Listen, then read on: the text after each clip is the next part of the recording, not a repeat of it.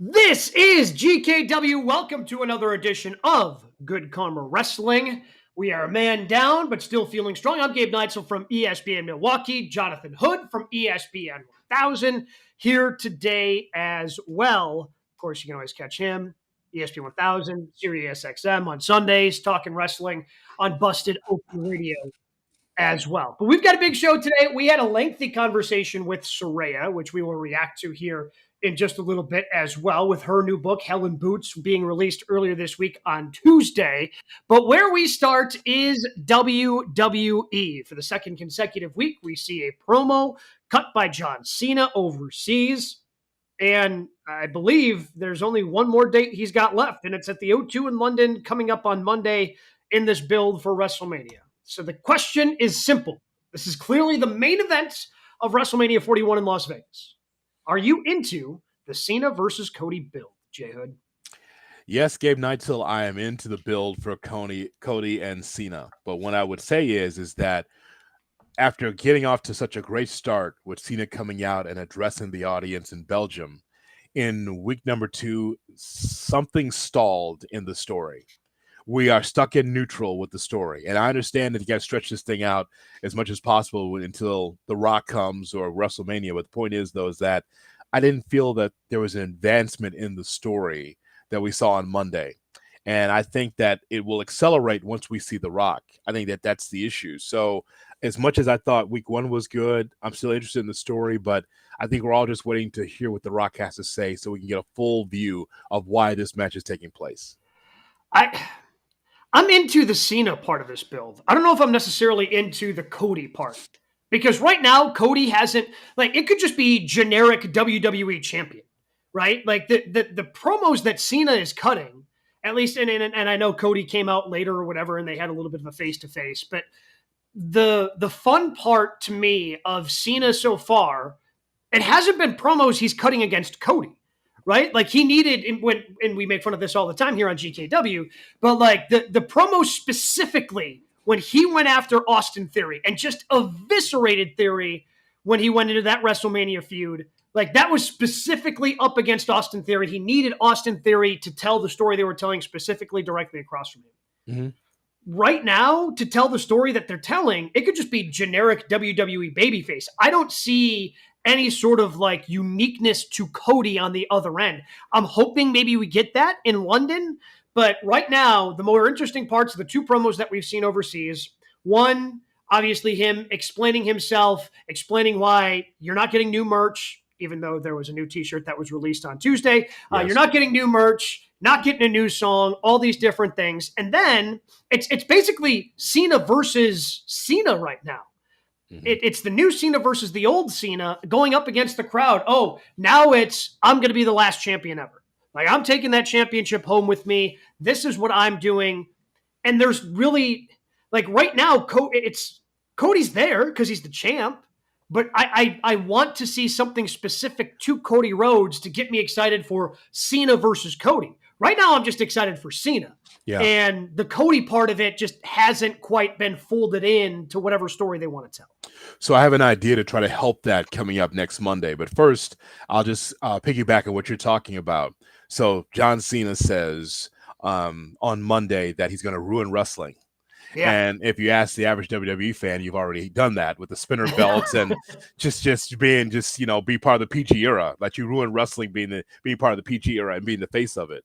But I think that he did go a step further to tell you that he's going to do that. He's going to retire with the championship or be the champion and take on all these contenders all the way to the end of the year or whatever he's going to do. But I think that the best thing for WWE now is for them to have Cody come out first. And for Cody to be able to ask the question, I've been out here and I've faced John twice now and I've got no answers. And so Cody should come out with the microphone and say, you know what? I'm asking the same question that you're asking. Why? Why did John have to do that? I know that John doesn't like you, the fans, but why did he do that against me? And so when Cody's out there, now John Cena comes out. Mm-hmm. Instead of John coming out first, Cody asks why. I want an answer. Here comes John sauntering down to the ring, and now you have a little bit of a back and forth, and hopefully The Rock will be there in London as well to be a third party to all of this. But I think Cody should ask the question as the babyface, as the face of WWE, I'm asking what you're asking. Why?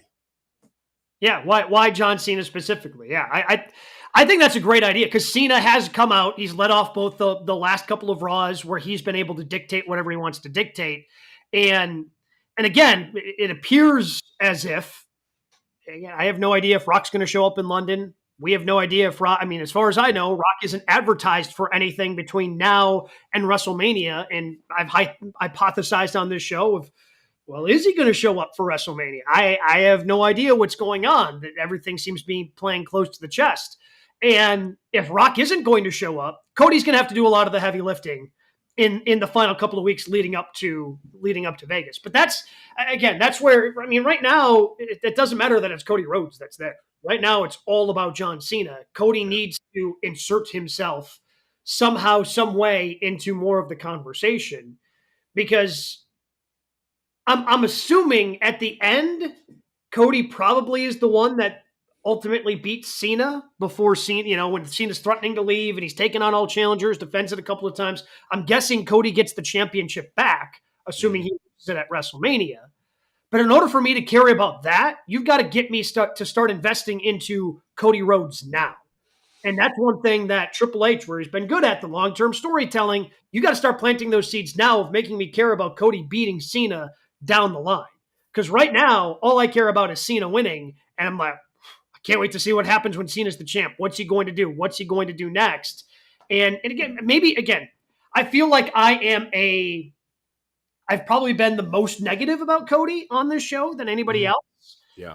And maybe that's just me not being the biggest Cody Rhodes fan here. And Cena's a great heel right now. He's a great villain. And all great heroes need that great villain. It's why the Cody build to him going over Roman Reigns was so fantastic.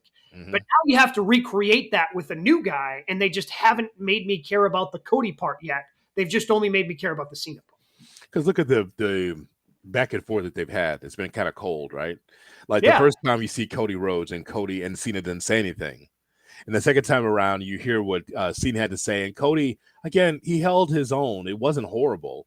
But I think that, but there was just no substance to it. Yeah, there's just no substance to their back and forth. And, that's it.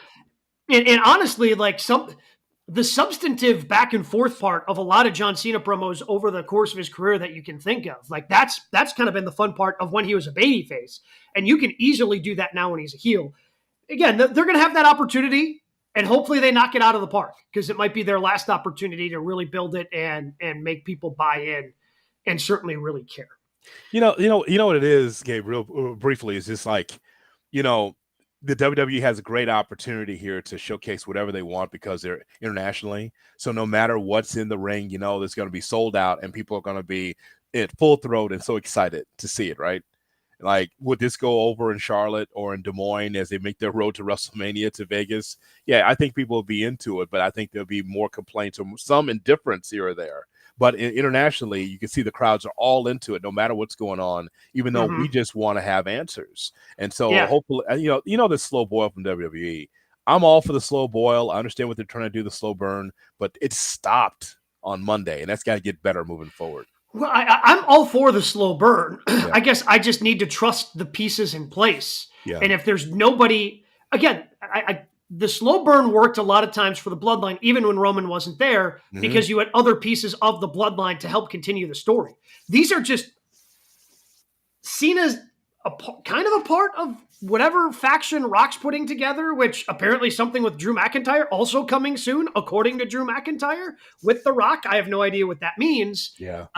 But if there's nobody from the heel side to represent themselves over the final 2-3 weeks of this feud, I don't know how much the slow burn makes sense because it's tough to tell the story just by yourself if you're Cody Rhodes. Yep. That's just you're asking a lot of Cody Rhodes to do that, to carry the water and carry it all for everybody, especially when, again, you've only got one last chance, I think, to really heat it up with those two in the same arena coming up on Monday night in London. But we've got some other things we need to dive into here on GKW. As I mentioned earlier this week, we had an opportunity to catch up with one of the newest authors out there, Saraya, as her book Hell in Boots hit stores this past Tuesday. We had a lengthy conversation with Saraya about her book, about her career, and what exactly is coming next for the former AEW and WWE champion.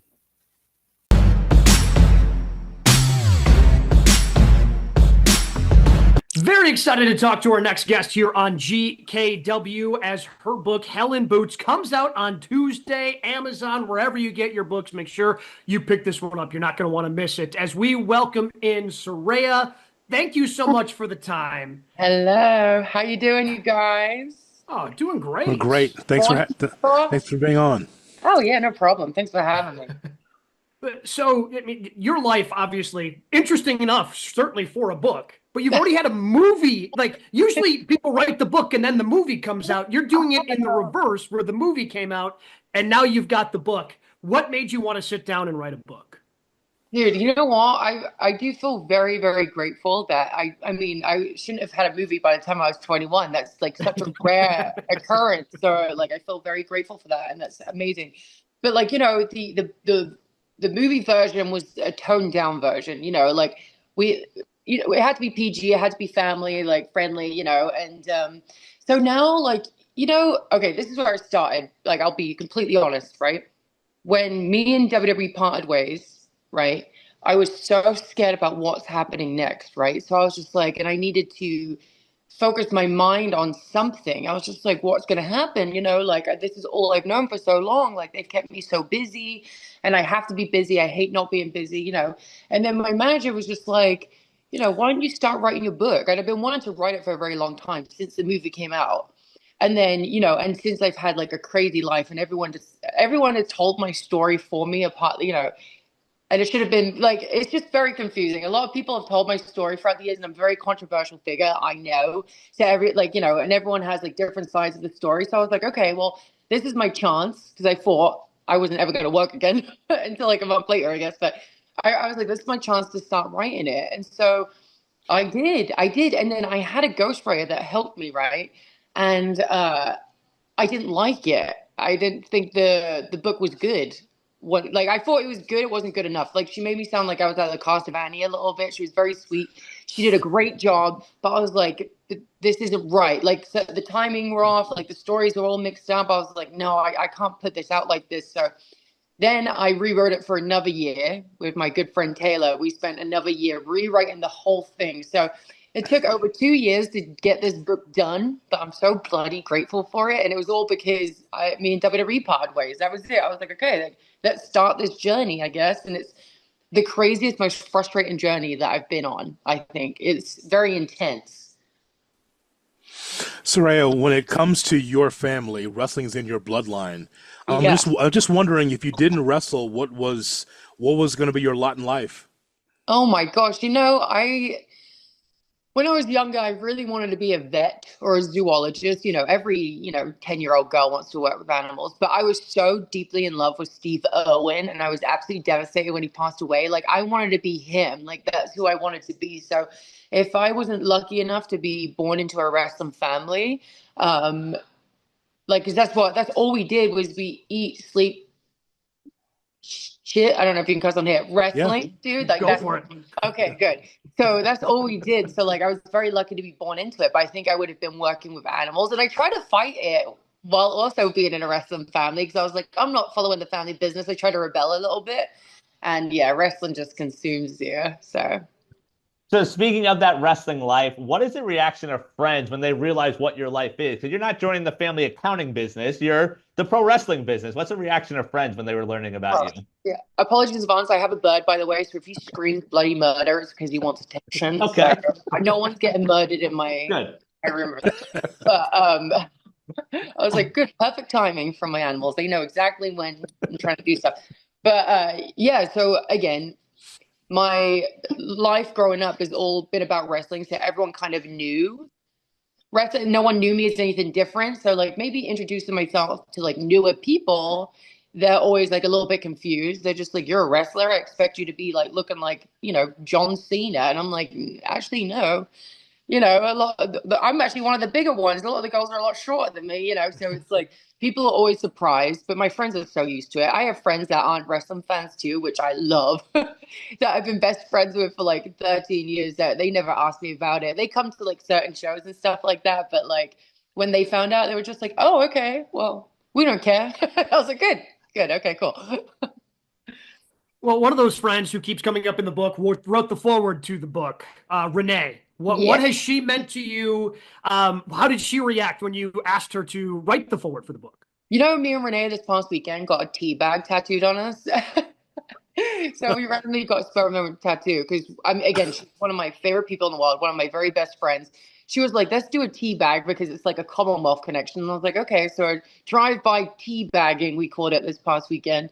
But no, she's been absolutely amazing. And when I asked her to write the foreword, she was just ecstatic about it. And she also did the audio for it too. So in the audio book, she's reading the foreword, which I was so pleased about. And then John Moxley, her hubby, also read the book and left a review too on the book. And it was those two are just the most beautiful people. And I feel so grateful to have them in my life. You know, they're like my family, and like they just they're so, the way both of them write is so beautiful. I was like, damn, you should have wrote my book. You know, it was just like really, really great. Like, and yeah, so she was really grateful for it. She was really pumped, and it made me cry, dude. Like her and Moxley's review both made me cry. They just like, yeah, I'm like, oh my God, you guys really are my best friends. Saraya, the same John Moxley that bleeds every Wednesday, that's got a Yeah. 2x4 with nails in his back. Yeah, that did you guy? see his back 5 days ago? That guy. Yeah, everyone, like, you know, even if they've known him for a very long time, like they never know if like he likes them or not, because he's quite a quiet guy. He's quiet, and then he gets to the ring and does all these crazy things. But I've known him since day one of coming over to America, and you know he's always been like pretty quiet. You know, he's in general, even now, like if I go to their house to watch like UFC, like you know, he's like he can get a little bit extra talkative, but yeah, he's a nice guy, and people like are shocked about that. I'm like, he's so sweet. He helped me with my when I first came to AEW. First of all, he was one of the people that convinced me to come to AEW. But then he was like, after I shit the bed with that first promo, because I was so nervous, I didn't know what I was saying, I didn't know what I was doing within the company. I'm like, I don't know why I'm here. I don't know what's going on. Like, I wasn't cleared by that point yet. So I was just like, I didn't know what to say in this promo. So then Moxley helped me with my second one that I had with Britt in the ring.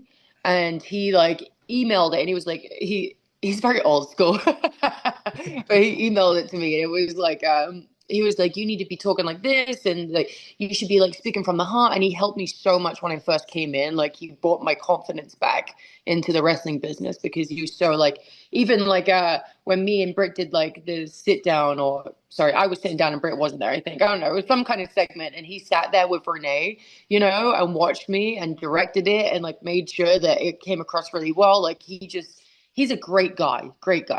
How much of that is rust versus, you know, just you said nerves, but what about rust? Because again, toward the WWE, toward the back end of your time there, we didn't see you, and then you're on AEW's platform. You still had to be able to. How much of that was rust for you?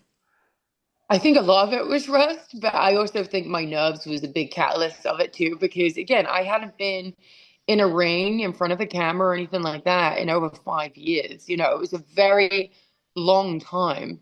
I think 5 years, or at least 4 years, you know, but it was, I was scared. And then I was in front of a completely new audience. You know, there's like, most of these are like diehard wrestling fans, you know, that would go to AEW. Now it's expanded to like more, you know, across the board. But like, it was terrifying. And I was like, I actually second guessed coming back to wrestling because of it. I was just like, I don't know if I made a mistake here, you know? And so, but luckily, again, I had friends like Renee and John that really helped me, you know, get my footing again. In terms of that return to wrestling, at any point, how much did you have doubt that that day would ever come again after your injury? Oh, I never thought it would come again. I never, ever thought I'd get back in the ring. Like they told me, they were just like, I didn't have fluid around my spinal cord, like in a certain area. I'm like, I get kicked like even a little bit, I'll be paralyzed. If I just walk and trip over, I could be paralyzed. It was like a terrifying injury to have, you know. And I like to blame it on my healthy lifestyle, you know, or I'm Wonder Woman. But no, I like to blame it on that, because, you know, it's very open, and people know, I used to have addiction issues and all that kind of stuff. And once that kind of like, once I fought against that and came out the other side, I was really healthy. Like I went to the gym, I was eating vegan food, like most of it was just freaking lettuce, and just like I didn't smoke, I didn't do drugs, I didn't do anything. And I think that really helped me, or I like to believe it helped me. Yeah, I don't know. So going from you don't think that moment's ever coming to Yeah. lifting the world championship inside of Wembley Stadium. Like Yeah. how does that journey happen? When do you find out, oh yeah, by the way, when this ends, you're going to be lifting this up in your home country? Like what was that emotional roller coaster for you? Yeah, so we had like obviously 4 different finishes to the match because we just didn't know who was going to be going over, right? And I was like, there's no way he's going to put the strap on me. That's too easy, right? I was thinking that's too easy. Like he's not going to do that. Maybe like I always second guessed myself a lot in wrestling. Outside of wrestling, I'm pretty confident, but within wrestling, like, I'm pretty hard on myself. And I never thought within a year of me being in the company that I would be getting the championship. There's no way. I thought I'd have to grind even more. And I'm so grateful that I got that opportunity, especially at Wembley, especially with my family in front of my home country. And I never thought that day would come. So when he did tell us, it was like the night before he just came, because he owns Fulham Football Club too. So like they were having a footy match and then he flew in really quick, around 10 o'clock at night. And then we were all sitting around the ring like, what's going on? It's tomorrow. Like, we need to figure this out. And then, he came out and he's like, yeah, you. And I was like, what? I burst into tears, dude. I was just like, oh my God, I'm just so grateful. I never thought this would ever happen again. I was adamant. I was like convinced this would never happen again. I will never hold another championship in my life. And so the fact that I got that, it was so emotional and I sobbed. They just couldn't believe it. I didn't tell my family either. So then when they came out and then at the very end, they were very shocked. They were like, oh my God. I just wanted to surprise them, Saraya, I'm hoping that in the book you talk a little bit about things, your ebb and flow of your life. And for those that are watching and listening to our show, what advice would you give to someone that is trying to dig themselves out of dark times? I went to a lot of therapists and psychiatrists and stuff like that. I think it's important the secret to it is community, it's who you surround yourself with. So like, if you feel like you're going through a hard time, you have to take a step back and see who's around you and who you're able to talk to and who has your best interest and et cetera, et cetera. So I would say that, sorry, I'm on the Zoom call. Ozzy, sorry. Hang on 1 second. Yeah, sorry. Hopefully they calm down a little bit. They get really excited to see my manager, so they're like, they love them. But so getting out of dark times, I would say you have to figure out community, the people that you surround yourself with, and know that you are loved, because that's the hardest thing about being in like the darkest point of your life, is that you're convinced no one loves you, no one like wants to be there for you. You're so by yourself, and you have to you have to try and think and snap out of it and know that you are so loved. And all you have to do is reach out and talk to someone. It's the most healthiest thing that you can do, is talk. And again, surround yourself with really amazing, positive people. That's how I did it. And therapy is a great thing, dude. Just even if you don't want to talk to one of your best friends about it, like just getting these feelings off of your chest is the most like amazing, like freeing feeling that you can do. You'll walk out of there feeling like a weight has been lifted off your shoulders. But find the perfect therapist, though, is another thing, because there's therapists that you will talk to and you feel like you don't have like that connection with. You have to find the perfect person that you feel like is really listening to you, But yeah, so there's a bunch of different things, but yeah, mostly community and just talking and know that you're loved. How much how much are you able to step back and realize what an influence you are, not just out of the ring, but even inside the ring, where we saw Billy Starks last week in a big match, her 500th match. She's not even 20 yet. Like, to have that influence, how much are you able to step back and realize that? Well, I don't even realize how much influence I have. I'm telling you, I second guess myself a lot. I really do. Like, I'm like, is people going to turn up to the signing? Is like, people going to buy the book? Are people going to go watch this movie that's made about me? Like, I second guess everything. So whenever someone tells me that they're inspired by me, I'm always just like, blown away every time. I'm like, me? Right? That's pretty cool. Yeah. So yeah, it feels amazing to have an impact on people and women in wrestling. It feels really great. Again, like I don't believe it sometimes myself. So like getting told that is really nice. Why was it important for you in the book to kind of chronicle everything? Because I mean, you were incredibly honest in writing this book. You start the book right away with a very downtime in your life. Why was it important for you to share everything in your book? Yeah. Sorry.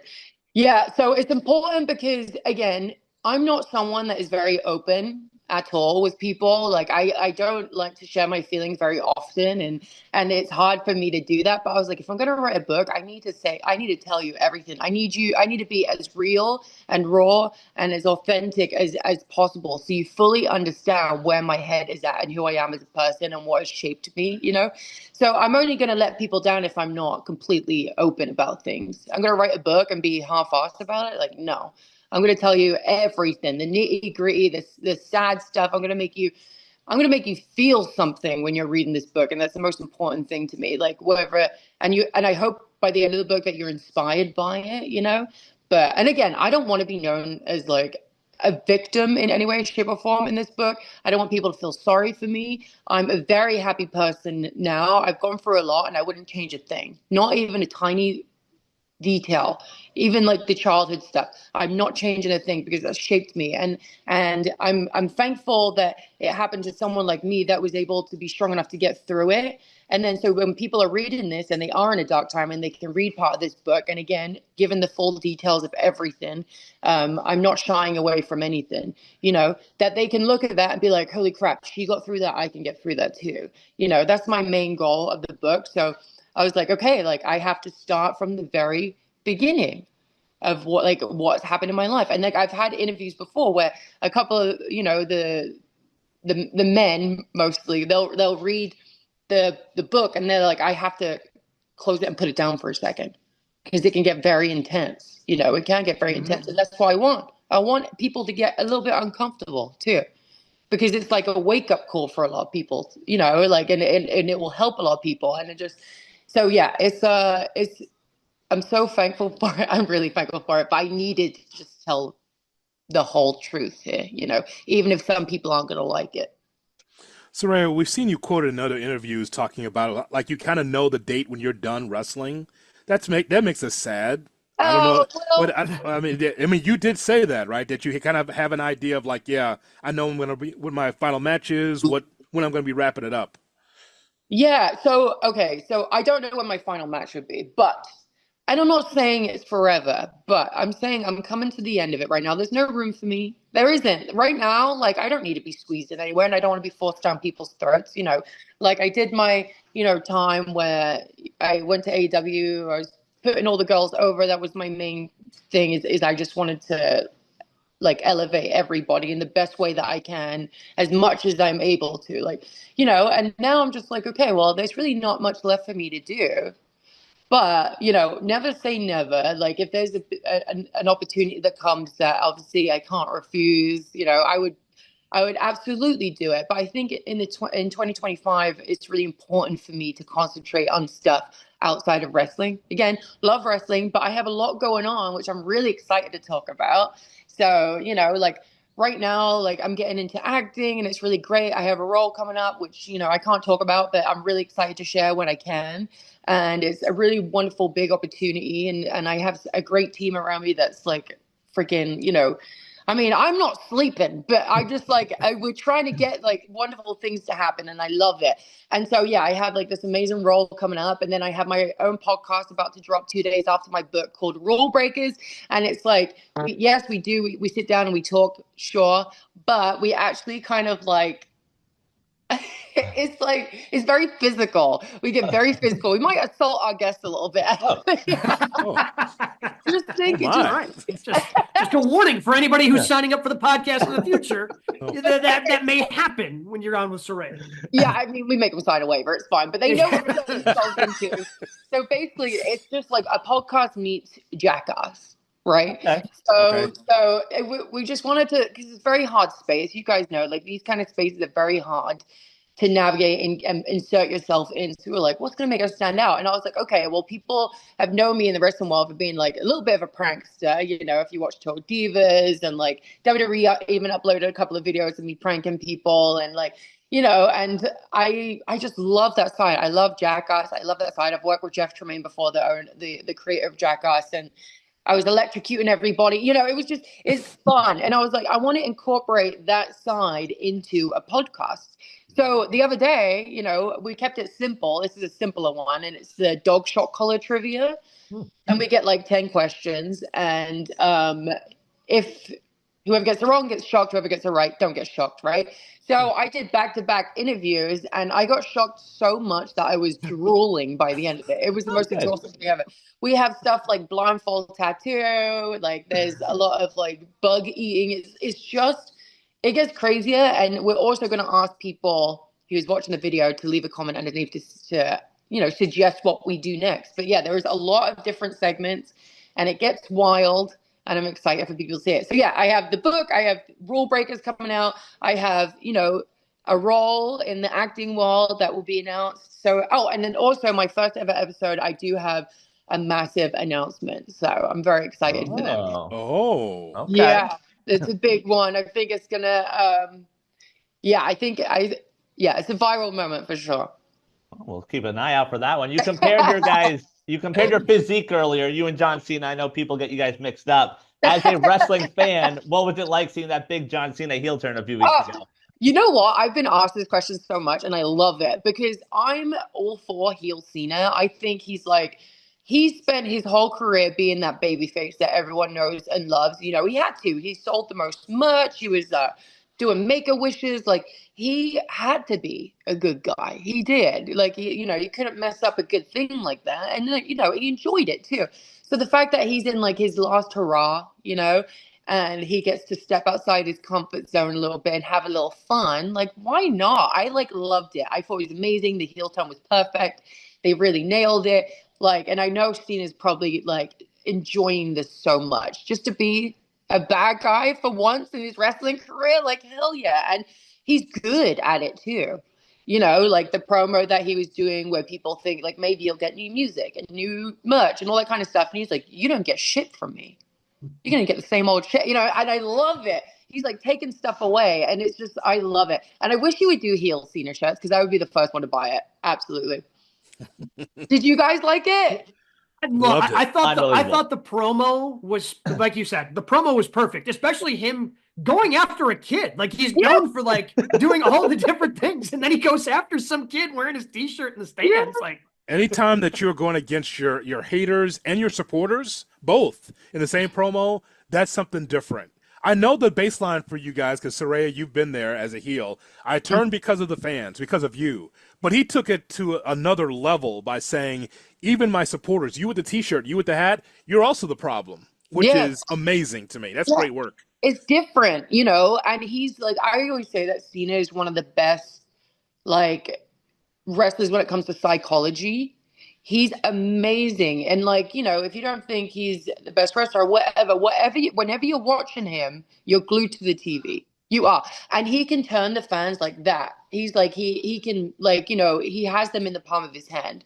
So he can go from like, maybe they're going like, let's go Cena sucks right at the beginning of the promo to the end. He's making them all cheer for him, you know? And then this heel thing, like, you know, he's just making them boo him. And that's such a weird thing to see Cena get booed, but he's just like a magician, dude. He's amazing. And I tell every wrestler to like watch Cena and Randy. I'm a big fan of Randy too, when it comes to like camera angles and taking his time and all that kind of stuff. But promos and stuff, like, I always encourage people to watch John 100%. He's like one of the best.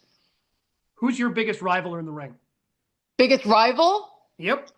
Ooh, okay. So, I mean, if I had to do one more thing, it would be Mercedes. I feel like that would be a big rivalry, right? And it's an obvious rivalry. But I think my biggest was either Nikki Bella or AJ, because AJ kind of like lit the match for me. you know, like with the frenemies, and people still talk about it to this day, you know. I would say AJ. I feel like AJ is my biggest rivalry. Yeah. All right, Saraya, we certainly appreciate the time. I can't wait for everybody else to read this book. I can't wait to see all the different things. Viral moment coming up, Yeah. podcast where you're assulting guests, acting roles. I mean, it sounds like you're incredibly busy, so we certainly taking. Yeah. So we certainly appreciate the time of you jumping on with us and sharing a little bit of your experiences here on GKW. Thank you for having me. I appreciate it. So that was Saraya. A lot of things, obviously, since then, the podcast that she kind of teased, it's come out. She has left AEW, had time left on her contract, but wasn't going to re-sign, didn't really feel like she had a place there. Said she's leaving on good terms with AEW, loves Tony, loves everybody, but has a lot of other plans. As she mentioned to us, she's got an acting role that she's deep in. She has this new podcast. So I don't know if we see her pop up in WWE anytime soon, but I wouldn't be shocked if we see her at some point return for a retirement match or something like that with the place where she came up. AEW, the place where you can pick up your broken dreams. Because Bryan Danielson was able to wrestle after his injury. Edge able to wrestle after his injury as Cope. Saraya, the same thing. I didn't think we'd ever see Saraya in the ring again.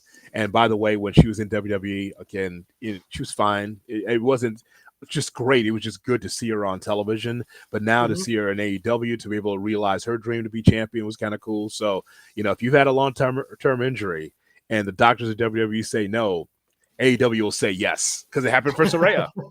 Yeah, it did. And when she mentioned, like, when she first showed up, she hadn't been cleared yet. She wasn't sure what was going to happen, eventually gets cleared, and then has that moment in Wembley. So great on her. Very excited for her.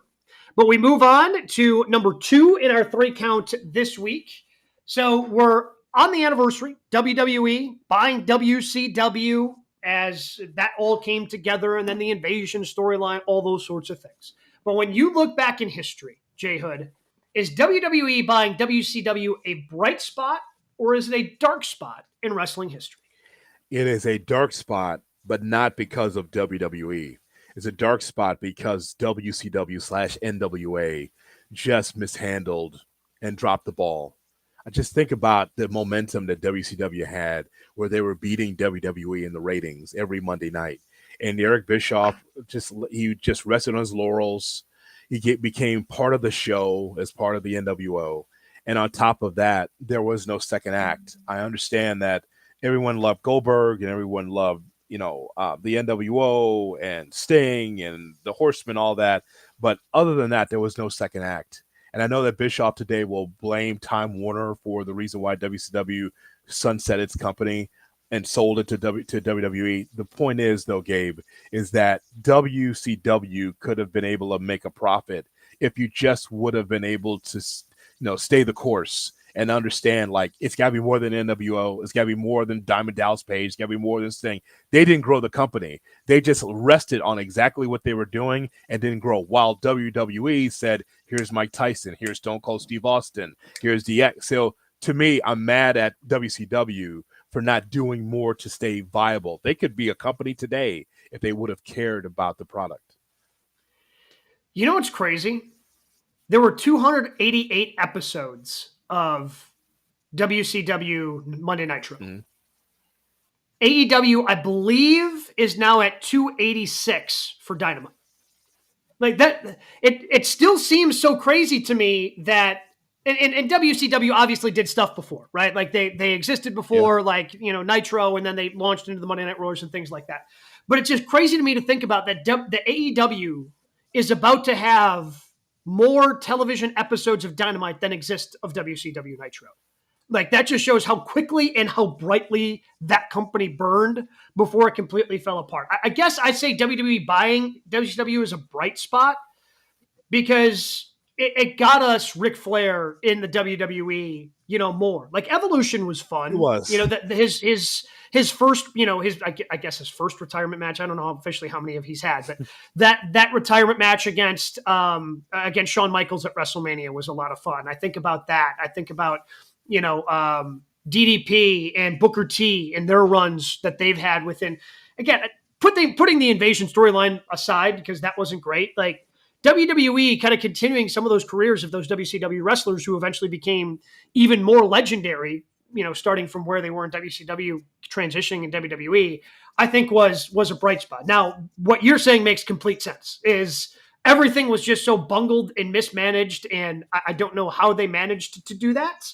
But yeah, the WCW falling apart, a dark spot. And I know that Vince buying his competition led to some not great creative times in WWE. And some of the creative picked up once AEW came into the picture a handful of years ago, because you actually had competition. You've got to pay it, you've got to be sharper. I think that in the 17, who killed WCW, documentaries that exist on, Vice and WWE Network and all that sort of thing.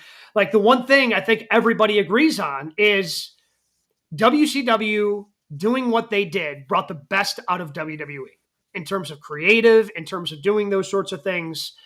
So it was certainly a negative from that point, but I just think of all the things that happened from those wrestlers who came over from WCW to WWE. Eddie Guerrero, obviously. That was a bright spot, because there were some wrestlers who certainly were able to be elevated by WWE after they bought WCW. Yeah, all those guys. You saw Eddie Guerrero and Dean Malenko and Chris Benoit. Oops. Also, no, we're not owned by WWE. We can say that name. It's just funny how the wrestling community feels about that name, whether you should say it or not. It's weird. It's a weird thing. Like, we know Chris was a great wrestler, but then people say you can't mention his name because of what happened to him and his family. So I think that's always a weird name. It's always fun to bring it up, because people always have a really strange reaction to it. But I guess from my standpoint, Gabe, it's like, what makes wrestling go around is competition. And it's what you just laid out. Once WCW was closed, WCW, the main talent, they didn't come over to WWE because they just wanted to stay home and get paid. Nash, Hall, Hogan, like all those guys, those main characters, they stayed at the crib. There's only a few that came over. And so what kept WWE sharp is competition. And keep in mind, when WWE, when they bought WCW, it was just WWE. After that, TNA was not a thing until I think 04, 05. So that's a couple of years later. So I just, I always shake my head at it about how disappointing it was that WCW just couldn't hang in there and just be able to give us an alternative. That's the other thing. WWE was the only thing to watch. And even if you're a WWE guy, you still looked over and said, okay, what are the other guys doing? Because you're a wrestling fan. And we didn't get that for a couple of years. So that still pisses me off today that Eric Bischoff gets on 83 weeks and blames everybody under the sun except himself for WCW not being around anymore. Well, and again, the crazy part is you talked about an alternative. TNA's been around forever. And how many times did it look like that company was going to go away and disappear, only to keep things going? And now they obviously have the partnership with WWE, and things seem to be going pretty well for them. But again, AEW is going to be around for as long as Tony Khan wants them to be around. I'm glad you brought that up, by the way, because a lot of people forget that. I'm glad you said that. So Dynamite and Collision are going to be just fine. AEW is viable.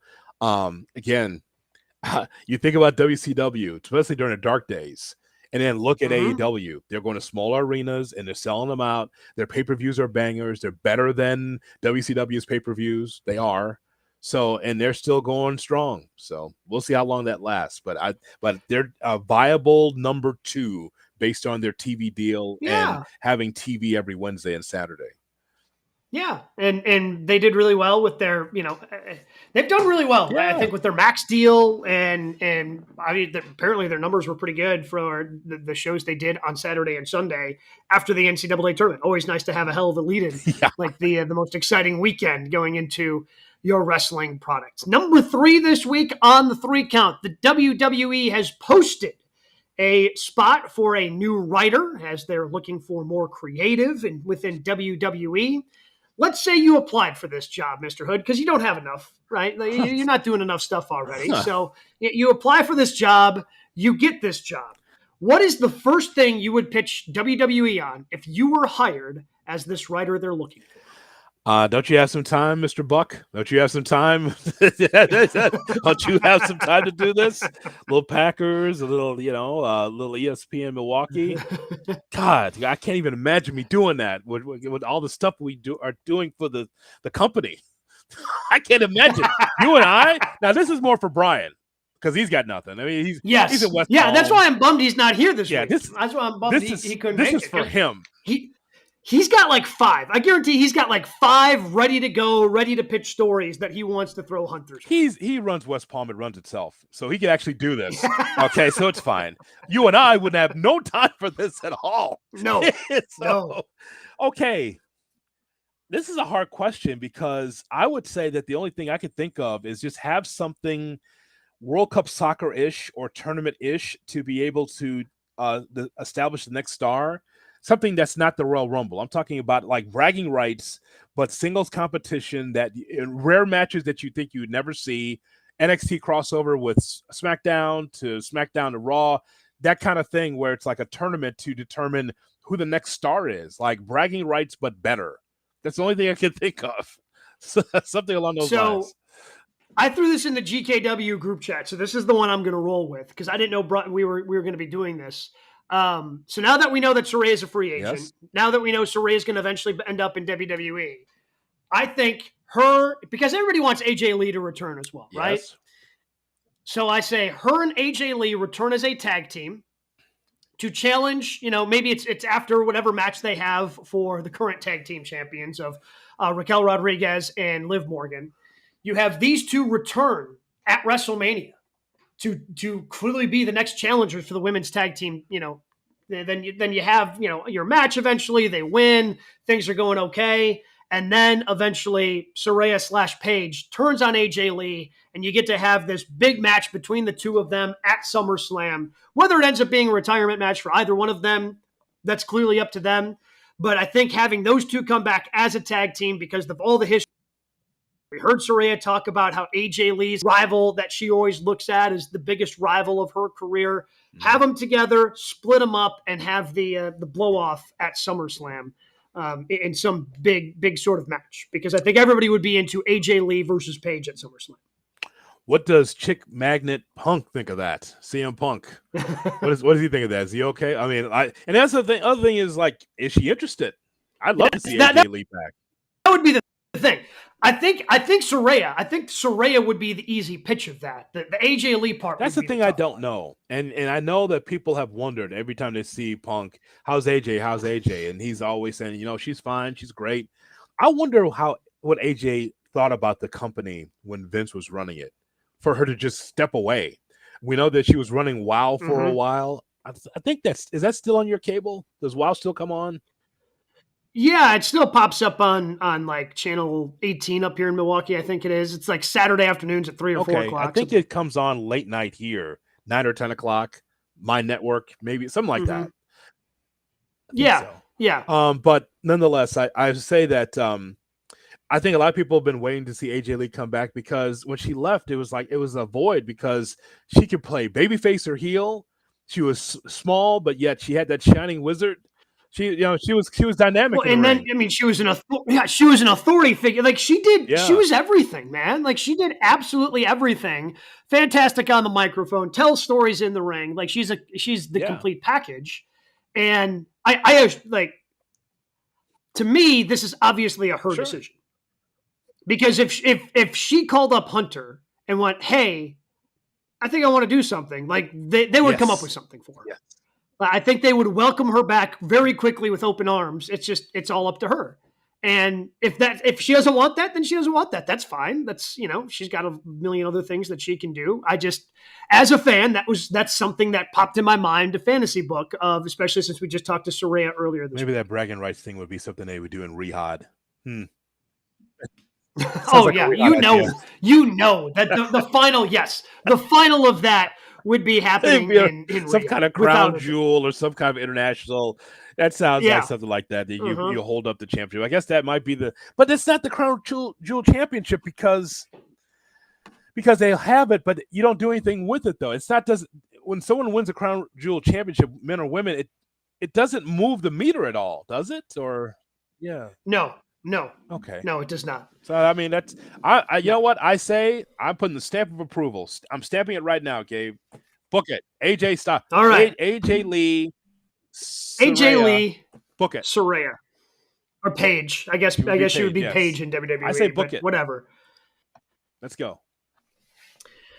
All right, this week in news and notes, starting with a surprise release out of Impact, Gail Kim being released and apparently does not have a non-compete, so she can go work for whomever she would like. I know Sean Ross Sapp from Fightful doing a lot of reporting around this, that this caught a lot of people by surprise, a lot of people not happy with this within that company, but Gail Kim has been relieved of her duties. So she was working behind the scenes at Impact, and she can come back to WWE and do whatever. I think she's one of the most fabulous women's wrestlers that I've seen. She could do it all, and she could help young wrestlers in the back in WWE or wherever she'd like to go.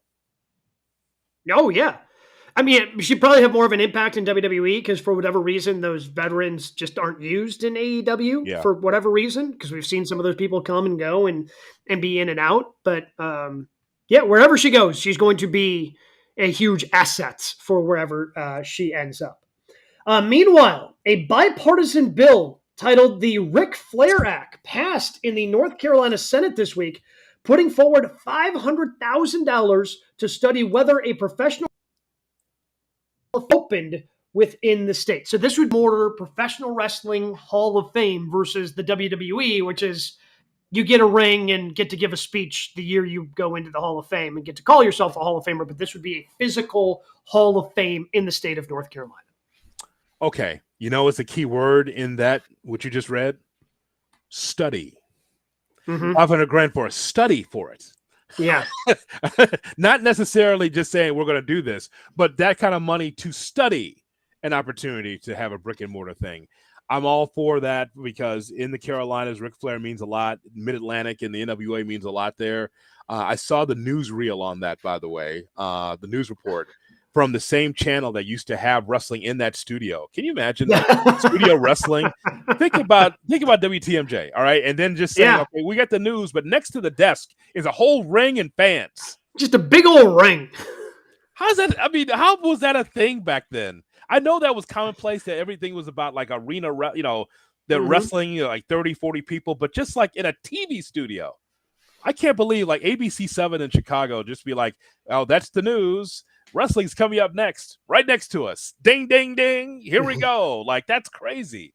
But yeah, that for a study I thought was fascinating.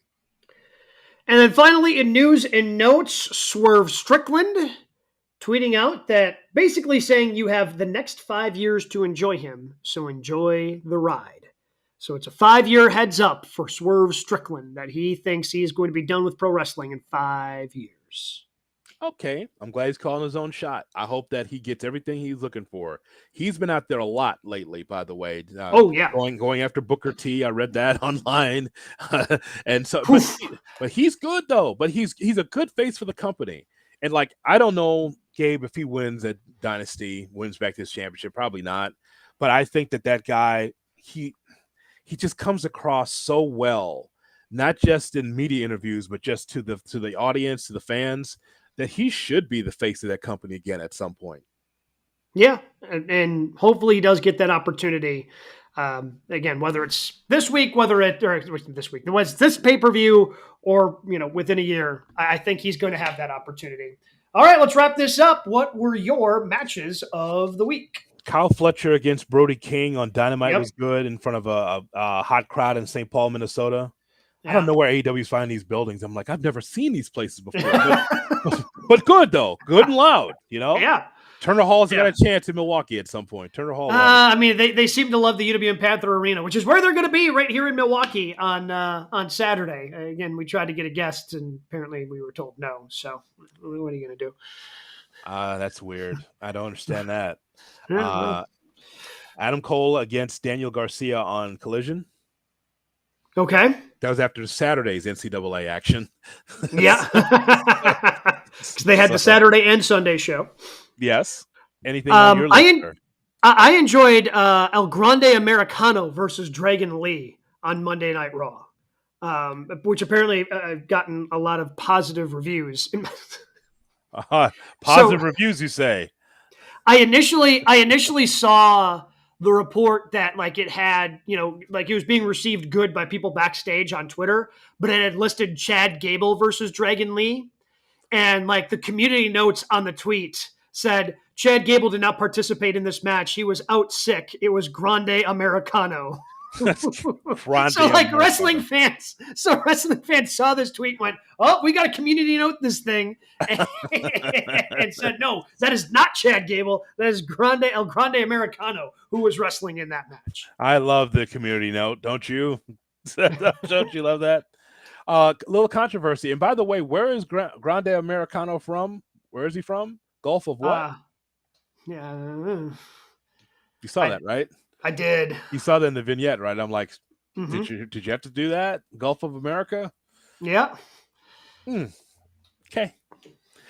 Just so you know, Democrats also buy shoes too. Yeah. Thank you, MJ.